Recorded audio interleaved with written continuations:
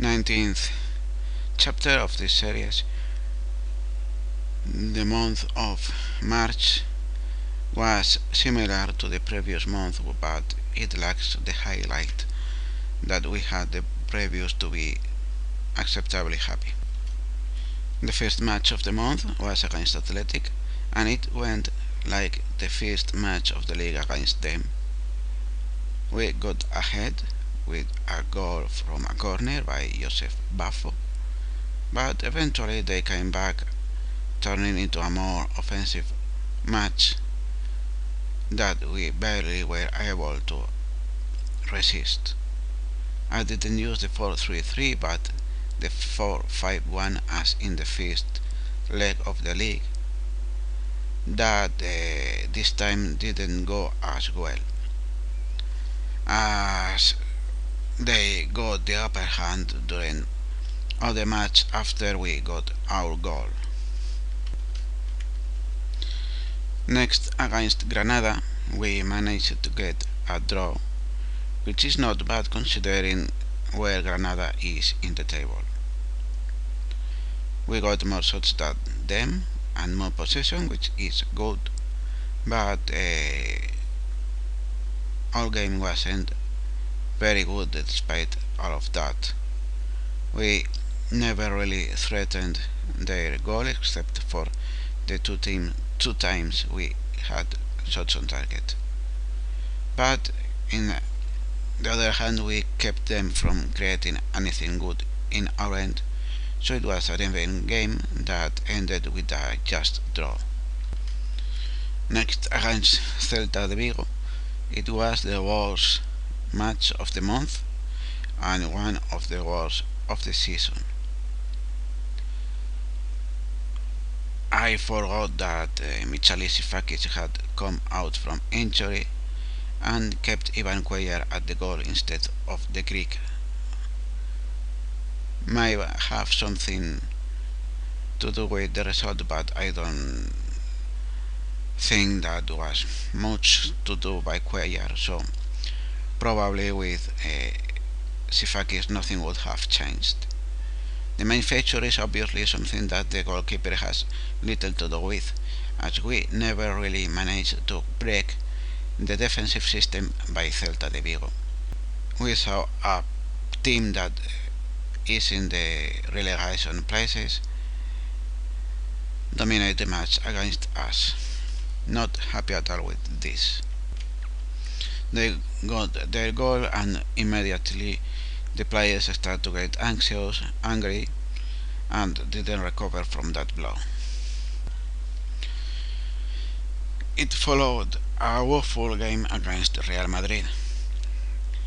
It was expected that they would dominate the match, that they could win by more than 2 goals perhaps, but I didn't expect that they would do so with 4 goals and such overwhelming superiority in which we only managed to get 1 shot.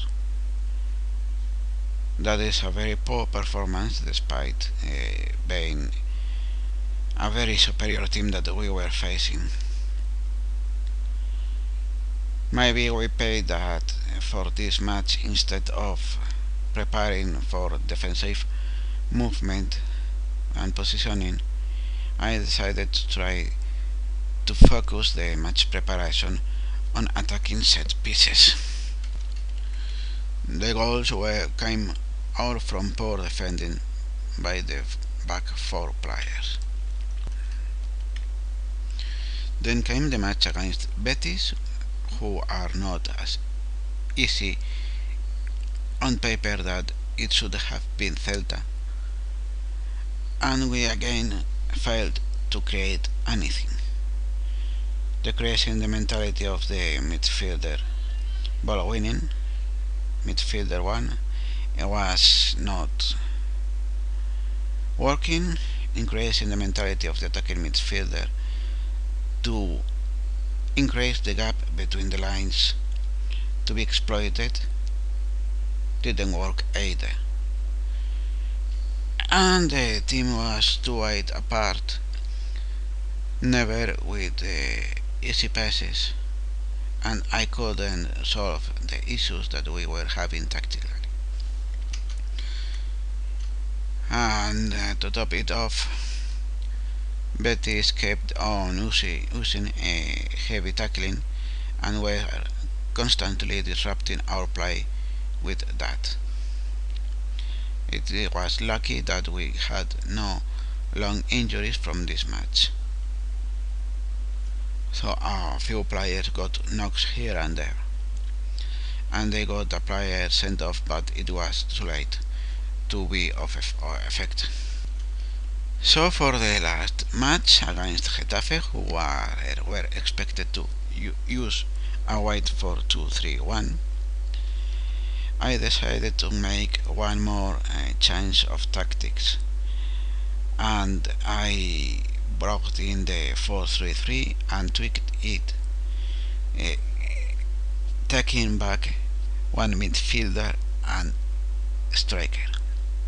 The deep lying playmaker, I set him in the defensive midfield area, and the central and deep lying forward I set on the attacking midfield to create a 4-4-2 diamond narrow. And in the match preparation I chose attacking movement.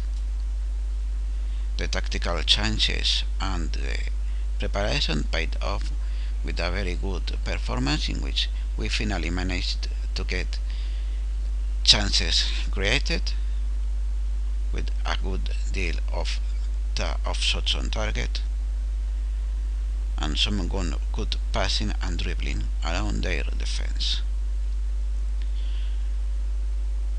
Shanghai booked two penalties that were converted by Daniele Paponi, who had a fourth shot into the crossbar.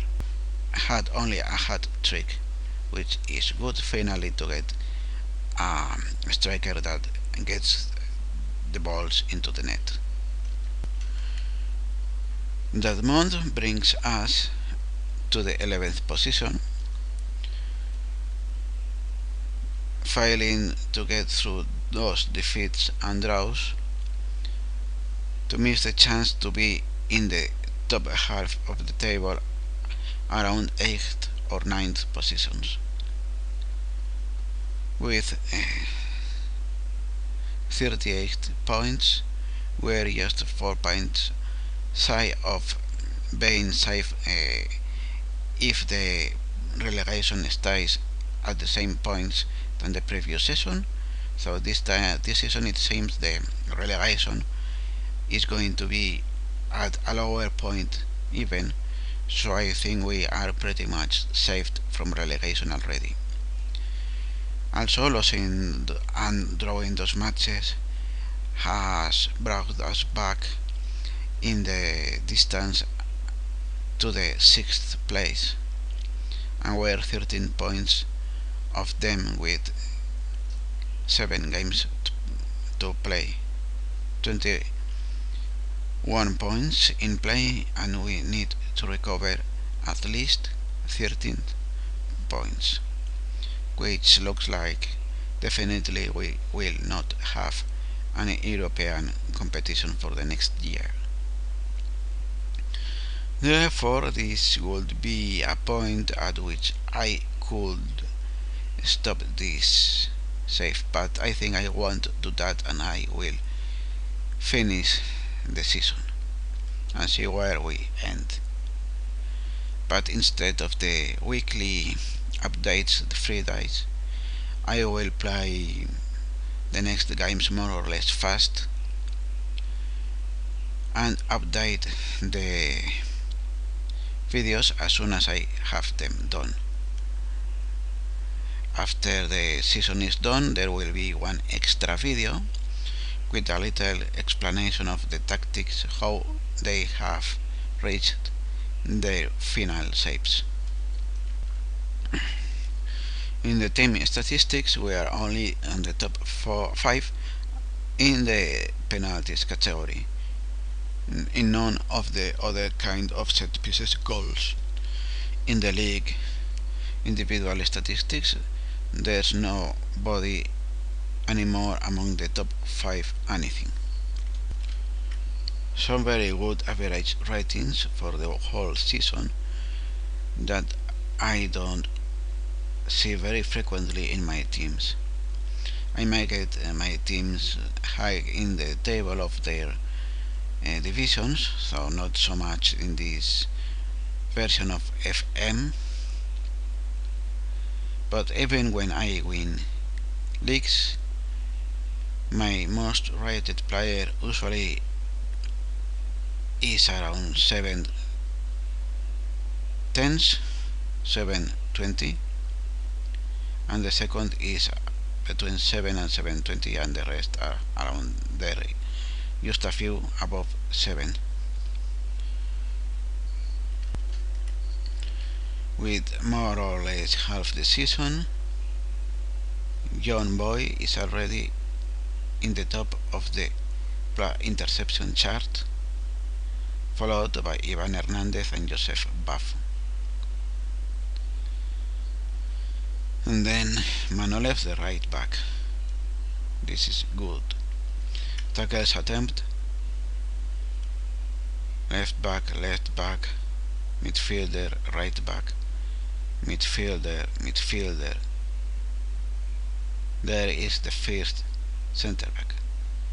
Another good thing. Roberto Canella has some 5 goal mistakes leading to goal, which is not good at all. And it seems he is also the player with the most mistakes. However, I still feel him in the most of the players, since he is fast and he is not injury prone as Asier del Horno is. And Del Horno is not slow, but is not especially fast. However, he's been a good player and his contract has been renewed. If I were to play more, there is no doubt that I would keep him for at least 2 seasons more. I'm happy with Del Horno. And the injuries, we only have Nangui injured and he's still around 2 to 4 weeks from returning to fitness. Next month are 4 games, and we again will play against Real Madrid. We will get battered again with great probability, but other than them, the others are beatable. Zaragoza will be more or less tough. We are away and they are above in the table. We beat them in the match at home by a 3-2. Levante is just behind us in the table, and Espanyol are the last team of the table, so they should be easy to beat. But as we saw in the previous month, the easier to beat are perhaps the teams that beat us the most. That is all for today. See you next time. Thanks you for watching.